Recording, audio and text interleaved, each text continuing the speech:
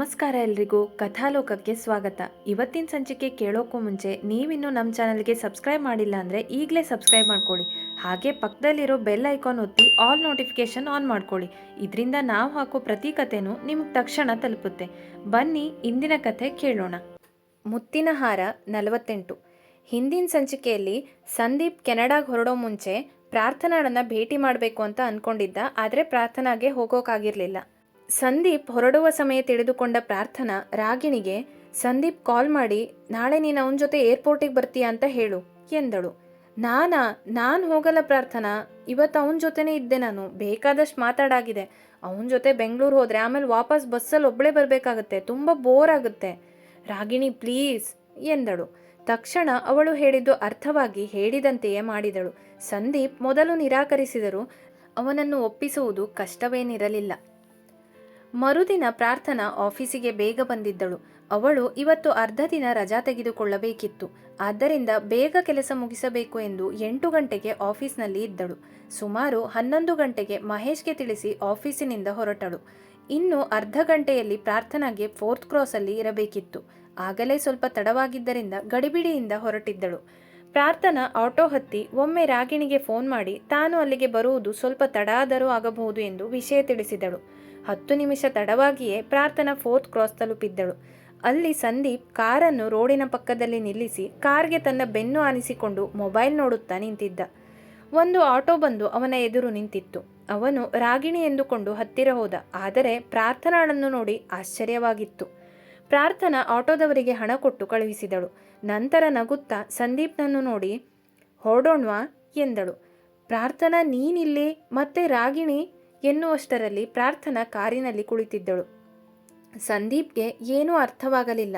ಯೋಚಿಸುವುದಕ್ಕೆ ಸಮಯವೂ ಇರಲಿಲ್ಲ. ಕಾರ್ ಚಲಿಸಿತು. ಆದರೆ ಈ ದೃಶ್ಯ ಒಬ್ಬರ ಕಣ್ಣಿನ ಕ್ಯಾಮೆರಾದಲ್ಲಿ ಸೆರೆಯಾಗಿತ್ತು. ಆದರೆ ಅದ್ಯಾವುದರ ಪರಿವೇ ಇಲ್ಲದೆ ಸಂದೀಪ್ ಮತ್ತು ಪ್ರಾರ್ಥನಾ ಅಲ್ಲಿಂದ ತೆರಳಿದ್ದರು.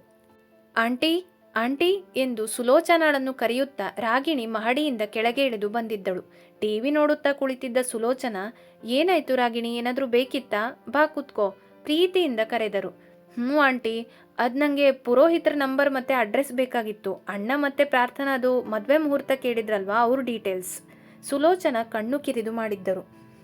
ಅದು ನನ್ನ ಮತ್ತೆ ಗೌತಮ್ ಸಲುವಾಗಿ ಒಂದಿಷ್ಟು ವಿಷಯಗಳನ್ನು ಕೇಳ್ಕೊಂಡು ಬಾ ಅಂತ ಅಮ್ಮ ಕಾಲ್ ಮಾಡಿದ್ರು. ಅದಕ್ಕೆ ಹೋಗಿ ಬರೋಣ ಅಂದ್ಕೊಂಡೆ. ಹೇಗೂ ಇವತ್ತು ಫ್ರೀ ಇದ್ದೀನಿ ಎಂದಳು ರಾಗಿಣಿ. ಓ ಹಾಗಾ, ಅಲ್ಲಿ ಟೇಬಲ್ ಮೇಲೆ ನನ್ನ ಮೊಬೈಲ್ ಇದೆ, ಅದರಲ್ಲಿ ಶಾಸ್ತ್ರಿಗಳು ಅಂತ ನಂಬರ್ ಇದೆ ನೋಡು ಎಂದು ಅಡ್ರೆಸ್ ಕೂಡ ಹೇಳಿದರು ಸುಲೋಚನಾ. ಅವಳು ಸುಲೋಚನಾ ಮೊಬೈಲ್ ತೆಗೆದುಕೊಂಡು ನಂಬರ್ ಹುಡುಕಿ ತನ್ನ ಮೊಬೈಲ್ಗೆ ಫೀಡ್ ಮಾಡಿಕೊಂಡಳು. ಸರಿ ಆಂಟಿ, ನಾನು ಹೋಗಿ ಬರ್ತೀನಿ, ಬಾಯ್ ಬಾಯ್ ಎನ್ನುತ್ತಾ ಅಲ್ಲಿಂದ ಪುರೋಹಿತರನ್ನು ಭೇಟಿಯಾಗಲು ಹೊರಟಳು.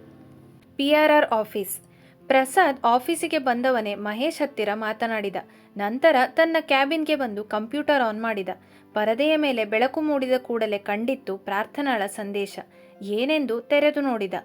ನಾನು ವೈಯಕ್ತಿಕ ಕಾರಣಗಳಿಂದ ಅರ್ಧ ದಿನ ರಜಾ ತೆಗೆದುಕೊಳ್ಳುವೆ, ನಾಳೆ ಎಂದಿನಂತೆ ಆಫೀಸಿಗೆ ಹಾಜರಿರುತ್ತೇನೆ ಎಂದು ಚುಟುಕಾಗಿ ಬರೆದಿದ್ದಳು. ಇಮೇಲ್ ಡಿಲೀಟ್ ಮಾಡಿದ. ಈಗ ಅವಳ ನಗು, ಅವಳ ಸತ್ಯ ಎಲ್ಲವೂ ಚೈತ್ರ ತರಹ ಕಾಣಿಸತೊಡಗಿತ್ತು ಅವನಿಗೆ. ಮತ್ತೆ ಆ ನೋವು, ಆ ಮೋಸ. ಈ ಬಾರಿ ಮತ್ತೆ ನಂಬಿದರೆ ನೋವಾಗುವುದು ಅಸಾಧ್ಯ ನೋವು. ಪ್ರೀತಿಯ ನಟನೆ ಮಾಡುವವರನ್ನು ಮತ್ತೆ ನಂಬಿದ್ದೇ ನನ್ನ ತಪ್ಪು. ದೇವರು ಅದಕ್ಕೆ ಪಾಠ ಕಲಿಸುತ್ತಿದ್ದಾನೆ ಎಂದೆಲ್ಲ ಯೋಚನೆಗಳು ಸುಳಿಯುತ್ತಿದ್ದವು. ಕೊನೆಗೆ ಹಣೆಬರಹಕ್ಕೆ ಹೊಣೆ ಯಾರು ಎಂದು ಮೌನವಾಗಿರಲು ನಿರ್ಧಾರ ಮಾಡಿದ್ದ. ಅದು ಹತಾಶೆ ಅಲ್ಲ, ಒಂದು ರೀತಿಯ ತಟಸ್ಥ ಭಾವನೆ. ಅದಕ್ಕೂ ಮೀರಿ ಅವನಿಗೆ ಈಗ ಮಹೇಶ್ ಹೇಳಿದ ಮತ್ತೊಂದು ವಿಷಯವನ್ನು ಮೊದಲ ಆದ್ಯತೆಯಾಗಿ ವಿಚಾರ ಮಾಡಬೇಕಿತ್ತು. ಅಷ್ಟರಲ್ಲಿ ನಿಖಿಲ್ ಪ್ರಸಾದ್ ಕ್ಯಾಬಿನ್ನೊಳಗೆ ಬರಲು ಅನುಮತಿ ಕೇಳಿದ್ದ. ಸಂದೀಪ್ ಮತ್ತು ಪ್ರಾರ್ಥನಾಳ ಬೆಂಗಳೂರು ಪ್ರಯಾಣ ಮೌನದಲ್ಲಿ ಸಾಗಿತ್ತು. ಸಂದೀಪ್ ಒಂದೆರಡು ಬಾರಿ ಅವಳನ್ನು ನೋಡಿದ್ದ. ಆದರೆ ಅವಳು ಕಿಟಕಿಯ ಕಡೆಗೆ ಮುಖ ಮಾಡಿ ಏನೋ ಯೋಚಿಸುತ್ತಿದ್ದಳು. ಬಂದಿದ್ದು ಅವಳೇ ತಾನೆ, ಅವಳೇ ಮಾತನಾಡಲಿ ಎಂದು ಸುಮ್ಮನಾಗಿದ್ದ. ಸುಮಾರು 1.5 ಗಂಟೆ ಹೀಗೆ ಸಾಗಿತ್ತು. ನಂತರ ಒಂದು ಕಾಫಿ ಶಾಪ್ ಕಾಣಿಸಿ ಕಾರ್ ನಿಲ್ಲಿಸಿದ್ದ. 2 ಕಪ್ ಕಾಫಿ ತೆಗೆದುಕೊಂಡು ಬಂದು ಒಂದನ್ನು ಅವಳಿಗೆ ಕೊಟ್ಟು ತಾನು ಕಾಫಿ ಇರಲು ಶುರು ಮಾಡಿದ್ದ. ಅಲ್ಲಿಯ ತನಕ ಸುಮ್ಮನಿದ್ದವಳು ಸಾರಿ ಸಂದೀಪ್ ಎಂದಳು. ಅವನಿಗೆ ಅವಳು ಯಾಕೆ ಕ್ಷಮಾಪಣೆ ಕೇಳಿದಳು ಎಂಬುದು ತಿಳಿದಿತ್ತು. ಸಂದೀಪ್ ಒಂದು ಕ್ಷಣ ಅವಳನ್ನೇ ನೋಡಿ, ಪರವಾಗಿಲ್ಲ ಬಿಡು ಪ್ರಾರ್ಥನಾ, ನಂಗೆ ನಿನ್ನೆ ಸ್ವಲ್ಪ ಬೇಜಾರಾಗಿತ್ತು ಅಷ್ಟೇ, ಈಗ ಅದನ್ನು ಮನಸ್ಸಲ್ಲಿ ಇಟ್ಕೊಂಡಿಲ್ಲ ನಾನು. ಅಷ್ಟಕ್ಕೂ ನೀನು ಬರಲೇಬೇಕು ಅಂತ ಅಂದ್ಕೊಳ್ಳೋದು ತಪ್ಪು ತಾನೆ, ಯಾವ ಹಕ್ಕಿನಿಂದ ನಾನು ಬೇಜಾರು ಮಾಡ್ಕೊಳ್ಬೇಕು ಎಂದ. ನೋಡಿ, ಬೇಜಾರಿಲ್ಲ ಅಂತ ಹೇಳಿ ಈ ಥರ ಮಾತಾಡ್ತೀರಾ, ನಂಗೆ ಗಿಲ್ಟ್ ಫೀಲ್ ಮಾಡಿಸ್ಬೇಕು ಅಂತ ಅಲ್ವಾ? ಹೇಯ್, ಹಾಗೆಲ್ಲ ಏನೂ ಇಲ್ಲ ಪ್ರಾರ್ಥನಾ, ಫ್ಯಾಕ್ಟ್ ಹೇಳಿದೆ ಅಷ್ಟೆ. ಕಾಫಿಯ ಗುಟುಕನ್ನು ಆಸ್ವಾದಿಸುತ್ತಾ ಹೇಳಿದ. ಅಂದರೆ ಇಷ್ಟು ದಿನ ನಾವು ಜೊತೆಗಿದ್ವಲ್ಲ, ಯಾವ ಬಂಧನೂ ಬೆಳೆದಿಲ್ಲ ಅಂತನ, ಸ್ನೇಹನೂ ಇಲ್ಲ ಅಂತನ? ಮನೆಯಲ್ಲಿ ತುಂಬ ದಿನ ಗೋಡೆ ಮೇಲೆ ಒಂದು ಹಲ್ಲಿ ಇದ್ರೇನೆ ಅದು ಒಂದಿನ ಕಾಣಿಸಿಲ್ಲ ಅಂದರೆ ಎಲ್ಲಿ ಹೋಯ್ತು ಅಂತ ಯೋಚನೆ ಮಾಡ್ತೀವಿ. ಇನ್ನು ನಮ್ಮ ಮಧ್ಯೆ ಯಾವುದೇ ಬಾಂಡಿಂಗ್ ಇರಲ್ಲ ಅಂತನ ಕೇಳಿದಳು ಅವಳು. ಅಂದರೆ ಈಗ ನೀನು ನನ್ನನ್ನು ಹಲ್ಲಿಗೆ ಹೋಲಿಕೆ ಮಾಡ್ತಿದ್ಯಾ ಅಂತ ಆಯಿತು. ಜೋರಾಗಿ ನಕ್ಕಿದ್ದ ಸಂದೀಪ್. ಸಂದೀಪ್, ತಮಾಷೆ ಮಾಡಬೇಡಿ, ನಾನು ನೇರವಾಗಿ ಮಾತಾಡ್ತೀನಿ. ನಿನ್ನೆ ನಾನು ಬಂದಿಲ್ಲ, ನನ್ಗೆ ಕ್ಷಮಿಸ್ಬಿಡಿ. ಆದರೆ ನೀವು ವಾಪಸ್ ಕೆನಡಾ ಹೋಗ್ತಿದ್ದೀರಾ ಅಂದ ತಕ್ಷಣವೇ ನಂಗೆ ಬೇಜಾರಾಗಿತ್ತು. ಇಷ್ಟು ದಿನ ನಮ್ಮ ಜೊತೆಗಿದ್ದು ಈಗ ಅಚಾನಕ್ಕಾಗಿ ವಾಪಸ್ ಹೋಗ್ತೀರಾ ಅಂದರೆ ಏನೋ ಒಂಥರ ಬೇಸರ ಆಯಿತು. ಇದನ್ನು ಹೇಳಿದರೆ ನೀವೆಲ್ಲಿ ತಪ್ಪಾಗಿ ತಿಳ್ಕೊಳ್ತೀರೋ ಅಂತ ಸುಮ್ಮನಾದೆ. ನಿಮ್ಮ ವ್ಯಕ್ತಿತ್ವ ನಂಗೆ ಆವಾಗಲೇ ಇಷ್ಟ ಆಗಿತ್ತು, ಈಗಲೂ ಇಷ್ಟ ಆಗುತ್ತೆ. ನಿಮ್ಮನ್ನು ನಾನೊಂದು ಒಳ್ಳೆ ಫ್ರೆಂಡ್ ಅಂತಲೇ ಅಂದ್ಕೊಂಡಿದ್ದೀನಿ. ಇಷ್ಟು ದಿನ ನಾನು, ನೀವು, ರಾಗಿಣಿ 3 ಜನ ಒಳ್ಳೆ ಸ್ನೇಹಿತರಾಗಿ ಜೊತೆಗಿದ್ವಿ. ಇನ್ನು ಮುಂದೇನೂ ಇರಬೇಕು ಅನ್ನೋದೇ ನನ್ನ ಆಸೆ ಎಂದು ಒಮ್ಮೆಲೆ ಮನಸ್ಸಿನಲ್ಲಿರುವುದನ್ನೆಲ್ಲ ಹೇಳಿ ಅವನ ಉತ್ತರಕ್ಕೆ ಕಾದಳು. ಸಂದೀಪ್ ಒಮ್ಮೆ ನಕ್ಕು, ಕ್ಷಮೆ ಕೇಳೋ ಅಗತ್ಯ ಇಲ್ಲ ಪ್ರಾರ್ಥನಾ. ಈಗ ನೀನು ಹೇಳಿದ್ಯಲ್ಲ, ನನಗೂ ನಿನ್ನೆ ಅದೇ ಕಾರಣದಿಂದ ಕೋಪ ಬಂದಿತ್ತು. ಆಮೇಲೆ ಅದು ಬೇಜಾರಾಗಿ ತಿರುಗಿತ್ತು. ಆದರೆ ಅದು ಆ ಕ್ಷಣಕ್ಕಷ್ಟೇ. ನಾನು ಈ ಸಲ ಹೋದ್ಮೇಲೆ ವಾಪಸ್ ಯಾವಾಗ ಬರ್ತೀನಿ ಅಂತ ನಂಗೆ ಗೊತ್ತಿಲ್ಲ. ಅದಕ್ಕೆ ಹೋಗೋ ಮುಂಚೆ ಒಂದ್ಸಲ ಭೇಟಿ ಆಗೋಣ ಅಂತ ಇತ್ತು. ಆಮೇಲೆ ಹೀಗಾಗೋಯ್ತು.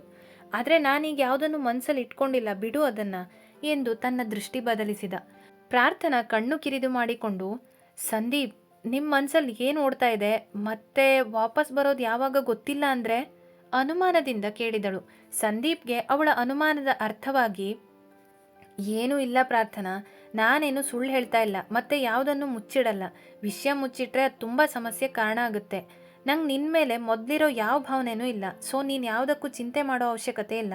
ನೀನು ಪ್ರಸಾದ್ ಒಂದಾಗಬೇಕು, ಖುಷಿಯಿಂದ ಇರಬೇಕು. ಈಗ ಅದೊಂದೇ ನನ್ನ ಮನಸ್ಸಲ್ಲಿರೋದು. ಆದರೆ ಇಷ್ಟೆಲ್ಲ ವಿಷಯಗಳು ಒಮ್ಮೆಲೆ ಆಯ್ತಲ್ಲ, ಅದರಿಂದ ಹೊರಗೆ ಬರೋಕೆ ನಂಗೆ ಸ್ವಲ್ಪ ಸಮಯ ಬೇಕು. ಅದಕ್ಕೆ ನಾನು ಸದ್ಯಕ್ಕೆ ಅಲ್ಲಿಂದ ಬರೋ ಯೋಚನೆಯಲ್ಲಿಲ್ಲ. ಅದೊಂದೇ ಅಲ್ಲ ಪ್ರಾರ್ಥನಾ, ಮುಂದಿನ ಭವಿಷ್ಯದ ಬಗ್ಗೆನೂ ನಾನು ಯೋಚನೆ ಮಾಡಬೇಕಲ್ಲ.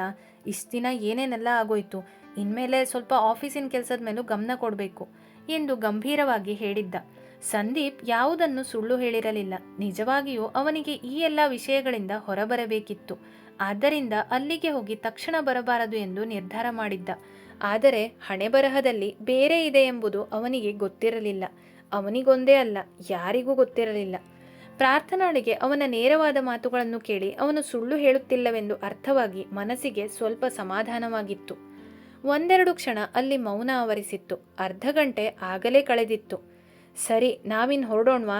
ಹೀಗೆ ಮಾತಾಡ್ತಾ ಕೂತ್ರೆ ಉಕ್ಕಿನ ಹಕ್ಕಿ ನನ್ನನ್ನು ಬಿಟ್ಟು ಅದೊಂದೇ ಕೆನಡಾ ಹಾರೋಗ್ಬಿಡುತ್ತೆ ಎಂದು ತಮಾಷೆಯಾಗಿ ಹೇಳಿ ಕಾರ್ ಸ್ಟಾರ್ಟ್ ಮಾಡಿದ. ಮುಂದುವರಿಯುವುದು. ಕ್ಷಮಿಸಿ, ತುಂಬ ದಿನ ಆಯಿತು ಸಂಚಿಕೆಗಳನ್ನು ಹಾಕಿಲ್ಲಾಗಿತ್ತು. ಅನಾರೋಗ್ಯದ ಕಾರಣದಿಂದ ಅಪ್ಲೋಡ್ ಮಾಡೋಕ್ಕಾಗ್ತಾ ಇಲ್ಲ. ಹೇಗನ್ನಿಸ್ತು ಈ ಸಂಚಿಕೆ? ಇಷ್ಟ ಆಯಿತು ಅಂತ ಅಂದ್ಕೊಳ್ತೀನಿ. ಹಾಗೆ ಇನ್ನೂ ಸಬ್ಸ್ಕ್ರೈಬ್ ಮಾಡ್ಕೊಂಡಿಲ್ಲ ಅಂದರೆ ಪ್ಲೀಸ್ ಸಬ್ಸ್ಕ್ರೈಬ್ ಮಾಡ್ಕೊಳ್ಳಿ. ನಿಮ್ಮ ಒಂದು ಸಬ್ಸ್ಕ್ರಿಪ್ಷನ್ ನಮ್ಗೆ ಇನ್ನೂ ಕತೆಗಳನ್ನು ಬರೆಯೋಕ್ಕೆ ಸ್ಫೂರ್ತಿ ಕೊಡುತ್ತೆ. Thank you.